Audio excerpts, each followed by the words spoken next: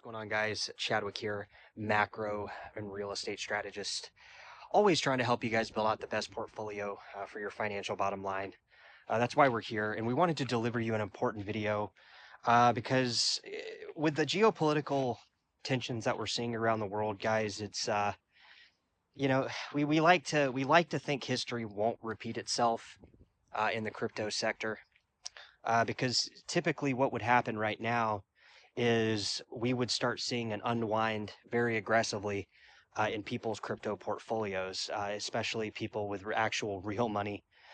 They would actually be kind of leaving the high risk assets and going into more stable things like bonds and 10-year treasury notes and safer investment instruments that would create kind of a safe haven from some of these higher risk portfolio allocations. So I think really where we're at here, guys, with crypto is historically, okay, if we look at the facts historically, if the S&P continues to go down, we're going to get a drop in crypto prices. Okay, that's typically historically what happens. And then also typically again historically 18 months after the halving is when cryptocurrency, Bitcoin, and the altcoins typically have a blowout top. It peaks, and then something interferes with that system that causes the prices to come down.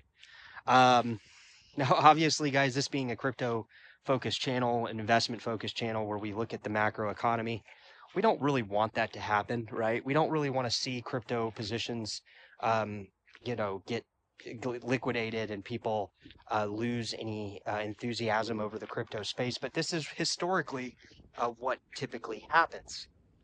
And then we hit a bottom, we bottom out, and a lot of people that watch the channel for a long time, even people that have been pretty bullish here in the recent months, have kind of changed their stance on some of this stuff. I feel like I've been getting a lot of people reach out, and they've even been hit me up privately, and kind of saying that we should stop being so bullish about crypto, and we should actually look at some of the stats historically. So I started digging into that, and yeah, I mean, typically we would be heading down. This is kind of a market where, with the increased dollar as a safe haven, the S&P trending down, gold trending down, we would typically get a downward momentum build, and then we would obviously find a bottom, and then we would continue to go up. However, guys, things could be a little bit different now, I think, than in the past for a variety of different reasons. For one, where other than oil is big money going to go? None of these markets are really safe at the moment, really, unless you're going into bonds, right? I mean, unless you're going into bonds right now, or you saw the future before it happened with oil, and maybe we'll go from maybe the market will pump oil with the rising conflict in the Middle East, and then kind of go into crypto. Maybe crypto will continue to falter and continue this pattern of a downward momentum whenever the money printer stops artificially pumping the S&P, and that's kind of the two trajectories, and obviously one is up, one is down, and with that brings a lot of pessimistic views here to the channel in regards to crypto. And we're a crypto focused channel, guys, but we look at everything. We don't want to just sit here and let you guys think constantly that the crypto prices are going to go up. We saw a massive run up in Zcash and some of the coins that we saw here on the channel. We were wanting that to increase. Whether or not that does, that's based on liquidity, guys, and the liquidity has slowed down tremendously. But then on the flip side of it, we've also seen a lot of the leverage taken out of the system, right? We've seen a lot of that leverage gone. And what that means is that with this leverage gone, crypto typically finds its bottom relatively quickly. And on the flip side of this negative thing that we're talking about with it, repeating the 18-month halving cycle and all this stuff, that's not a guarantee that crypto is going to necessarily go down.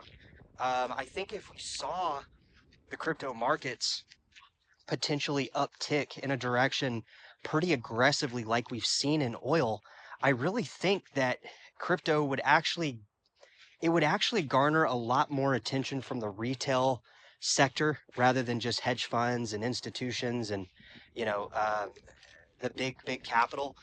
And we don't really need a lot of liquidity to come in to a lot of these crypto coins, right? Because it takes a lot more money, a lot more sloshing of money around in the commodities market, right? Oil is, guys, we're talking about some of the things that are most on here on the channel, the most liquid markets on the planet, okay? And crypto is not the most liquid market on the planet. In fact, once you get out of Bitcoin and Ethereum, I mean, is this a true statement? Drop it in the comments. Most cryptos are illiquid. That's why every time you buy them, they go down.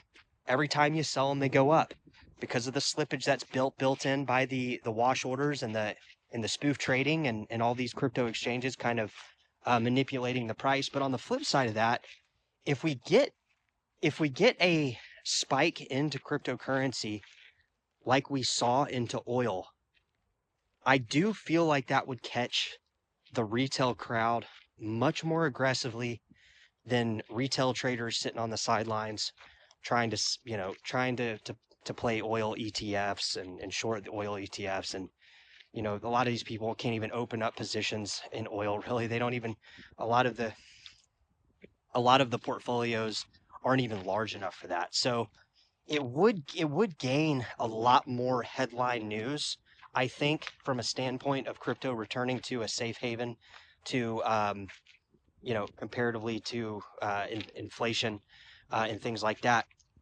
So I do think there's that, and then it's also very important to remember that these crypto coins, they don't take billions of dollars to move a lot of them. A lot of cases, $1 or $2 billion of liquidity flowing in with literally some of the coins that we talked about here on the channel, like Dash, Neo.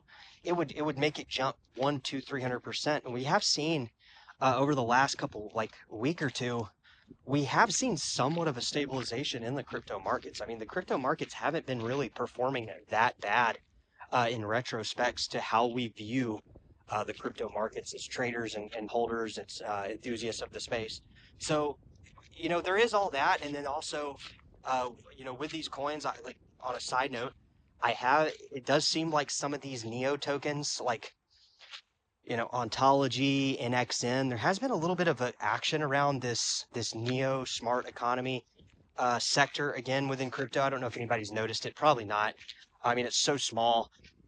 It goes unnoticed a lot of times. So I just want to point this stuff out that history doesn't have to repeat itself, even though we oftentimes see that it does. And I do want to remind everybody that here on the channel, we're talking about coins that have a very small market cap in retrospect to the overall macro economy.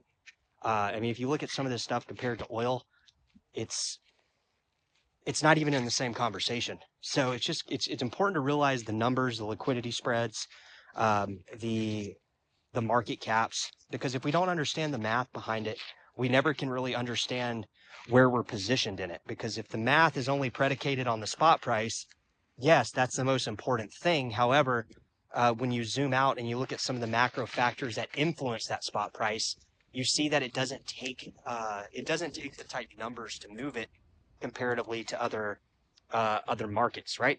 All right, that's all I got, guys. In terms of crypto, we'll drop another video. Go back and watch the one that I made on the increasing dollar, and we'll keep you guys updated as things unfold. Take care.